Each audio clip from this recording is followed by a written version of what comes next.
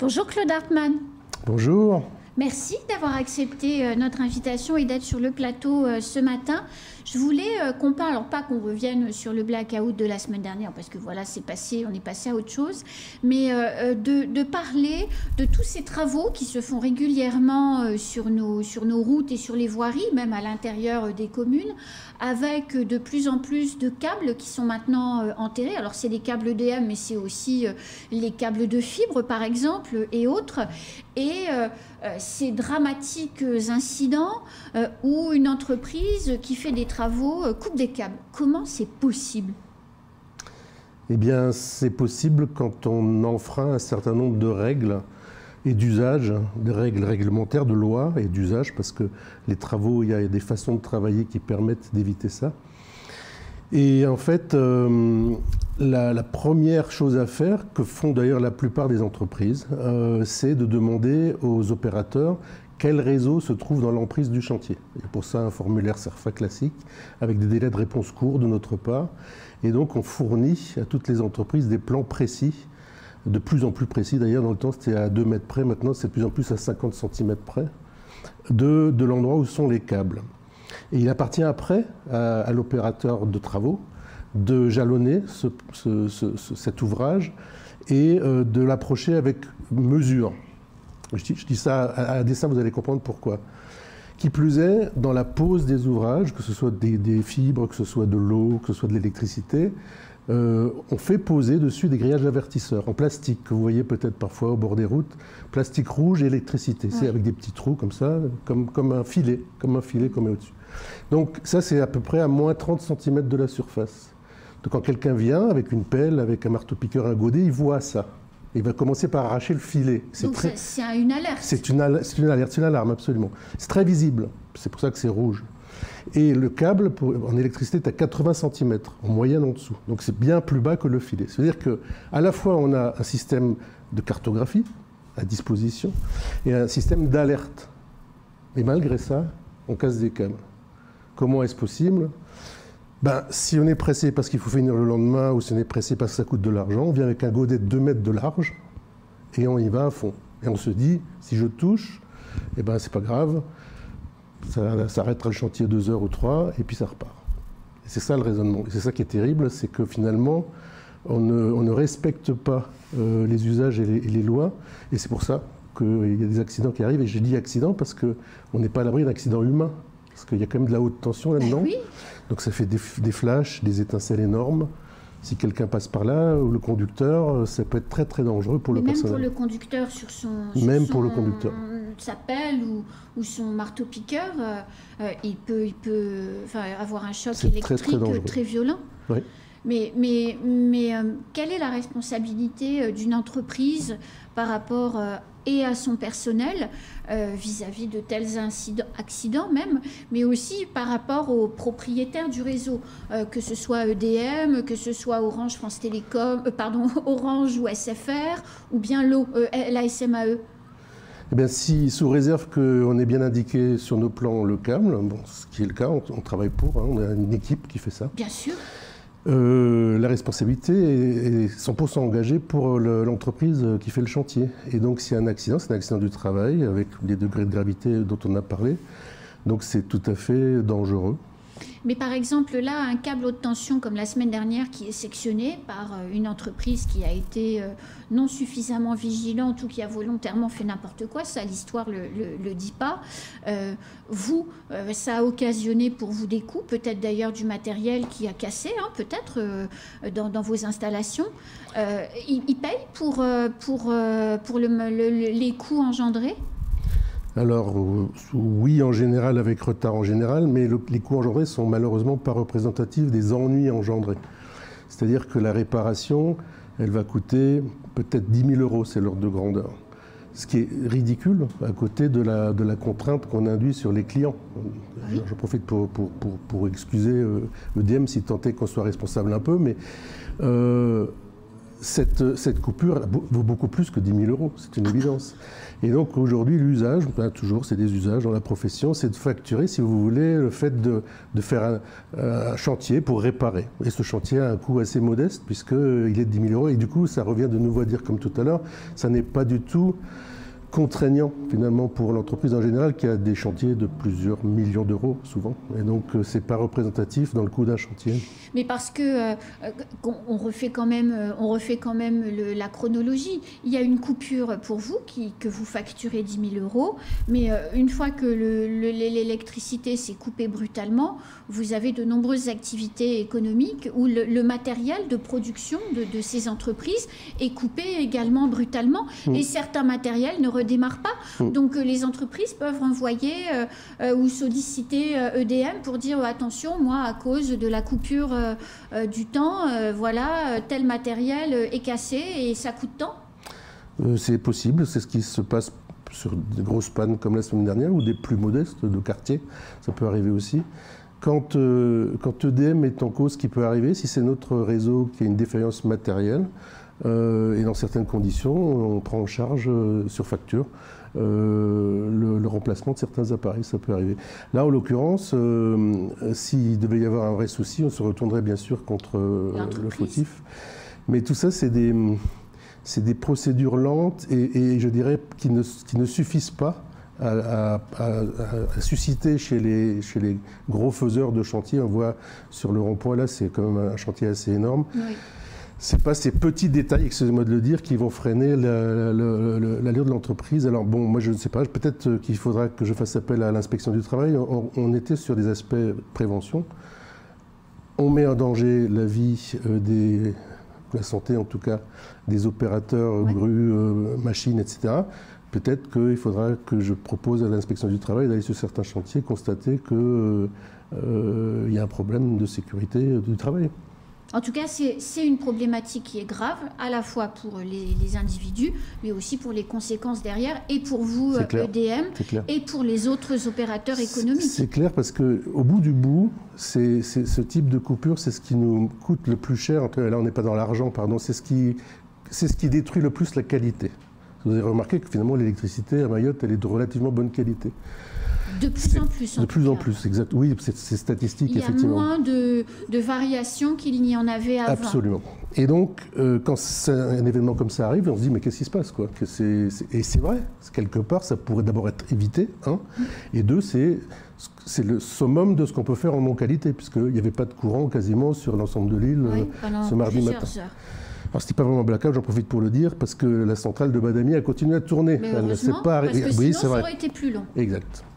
Mais voilà, donc c'est quand même à petite cause, grands effets, j'ai envie de dire. Et effectivement, on n'a pas beaucoup de contraintes sur les responsables. Oui. Alors, pour changer de sujet de conversation et parler positif un petit peu, EDM, depuis quelques années maintenant, a entrepris de transformer la matière première mise dans ces moteurs pour produire une électricité plus verte. Alors, est-ce que ça marche? Où en est-on du biocarburant? Ça marche, oui. Puisque vous vous rappelez, on a fait un essai il y a maintenant déjà 1 an et demi, mon Dieu, comme le temps passe. Au Badamier. Au Badamier, exact. Ça marche parce que l'île de la Réunion est en train de se convertir, sa centrale la plus importante, celle de Port-Est, qui fait entre 2 et 3 fois plus de puissance que l'ensemble de Mayotte, donc c'est une grosse centrale. Et en 2023, tout est prêt maintenant, ils vont passer au biocarburant, donc avant nous, parce qu'on a pris peut-être un peu de retard. Donc ça marche, et d'ailleurs j'ai lu récemment quelque chose d'extraordinaire. Rudolf Diesel, qui est l'inventeur du moteur diesel, sur une photo noir et blanc, a dit, parce qu'au début, pour lui c'était de l'huile végétale qu'il voulait mettre. Le pétrole n'était pas encore très connu, 1912 c'était le début. Et donc il a fait fonctionner ses machines à l'huile végétale. Et ça l'a désolé que ça passe aux hydrocarbures. Et il a, comme une prophétie, il a dit un jour on reviendra à l'huile végétale. J'ai trouvé ça très amusant, c'est plus de 100 ans, d'avoir cette vision qui finalement va se réaliser un peu partout dans le monde, puisque oui, le fossile c'est détestable, il faut passer à autre chose. Donc ça marche, oui. Ici, on en est où? Eh bien, ma foi, on attend. On attend que, aujourd'hui, malheureusement, plus aucun investissement en matière d'électricité un investissement conséquent en production ne peut se faire sans l'aval de l'État et des régions ou des départements. C'est la programmation pluriannuelle de l'énergie. Et on attend ce document qui est prêt, mais qui fait des allers-retours. C'est les arguties des allers-retours entre qui et qui? Entre l'État et le département. Et on attend. Et alors, ce qui est étonnant, effectivement, je vous rejoins, c'est là, on a un truc, tout le monde se dit, c'est génial. Et alors, ça, pour le coup, c'est vrai, hein, que j'aille à Paris ou que j'aille ici, tout le monde dit, c'est bien, il faut le faire. Mais vous croyez que ce document serait signé une bonne fois pour toutes et qu'on peut y aller? Ben non, pour l'instant, à l'heure où je vous parle, toujours pas. Et qui doit signer? Donc alors, ça se passe après à Paris, au niveau du ministère de l'Environnement, de la DGEC, mais pour que la DGEC et le ministre mettent ça définitivement sous forme de décret, je crois, il faut que le terrain remonte quelque chose un peu d'unanime, qui est un son, qui est une forme de synthèse, un diapason, je dirais, venant du terrain. Et donc, il faut que ici, la DEAL, la préfecture et le département remontent ensemble le même document. Et c'est pas le cas. Et c'est pas le cas. Et pour quelle raison? Je saurais vous dire. Pourtant, le travail a été fait ensemble. Ils ont travaillé ensemble sur la préparation de ce texte. Je pense qu'il y a d'autres intérêts dans ce texte que de passer au bio. Donc ça, c'est tout le monde est OK. Oui. D'autres intérêts, peut-être sur des investissements futurs, peut-être sur quelle position chacun peut avoir dans ce sujet-là. Et donc ces aspects, de mon point de vue annexe, bloquent finalement le sujet principal pour l'instant. En même temps, ne noircissons pas le tableau. On est une espèce de toboggan, ça va se faire de toute façon. Mais Julien, on prend du retard aujourd'hui. Et donc, une fois que ce document sera signé, quand chacun aura retrouvé la sagesse et son stylo, voilà, c'est ça.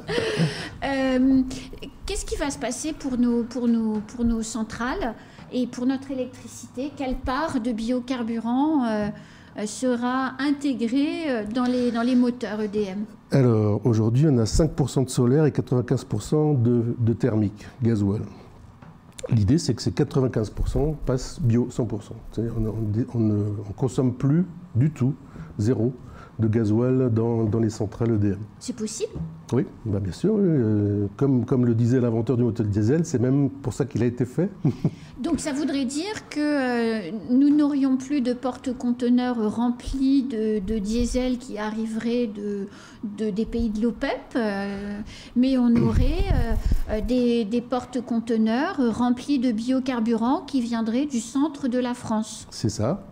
Et probablement aujourd'hui, l'OPEP passe par les Seychelles. Si vous avez suivi la chose, c'est un bateau qui fait aller-retour tout le temps entre Mayotte et Seychelles.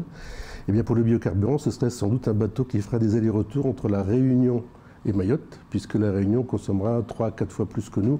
Donc ça pourrait être notre stock quelque part pour fonctionner.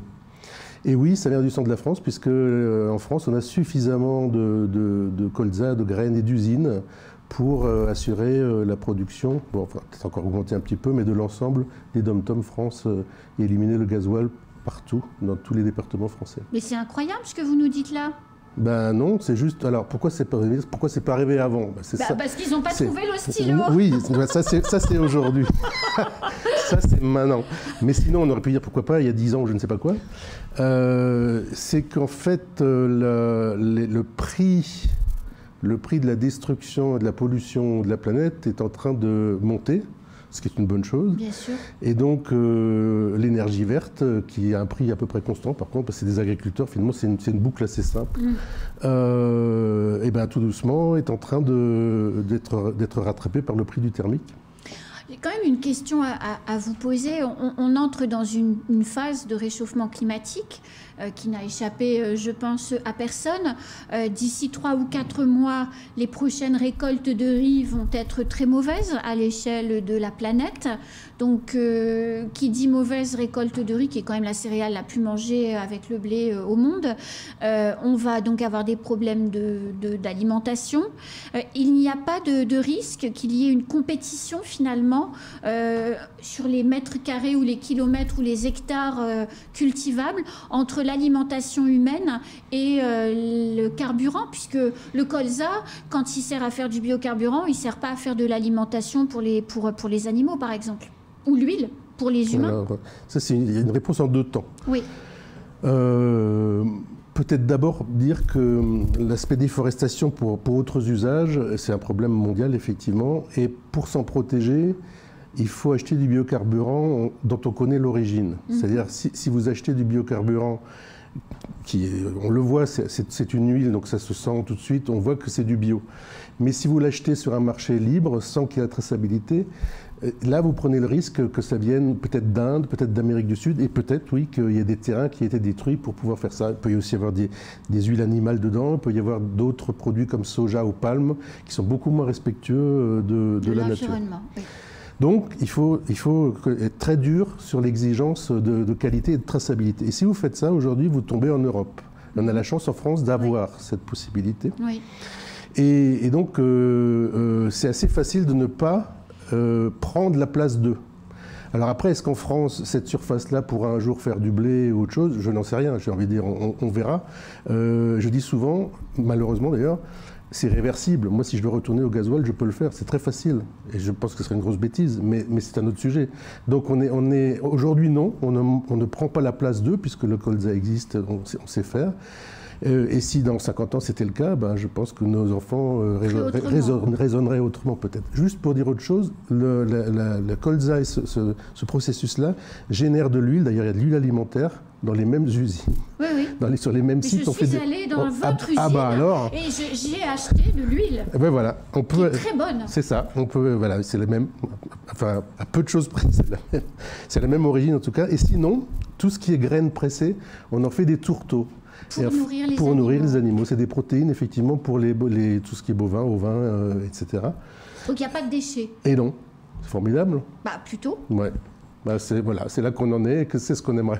Et de manière sérieuse, avec une question un peu déconnante, ils vont retrouver leur stylo quand ? Alors, la dernière fois que je les ai vus, parce qu'on se voit souvent, c'était il y a moins d'un mois, il était question que ça sorte avant Noël. Peut-être c'est un cadeau, je ne sais pas. On verra ça, Claude Hartmann. Merci beaucoup en tout cas. Merci à vous. C'est la fin de ce temps de parole. Tout de suite, la suite de nos programmes.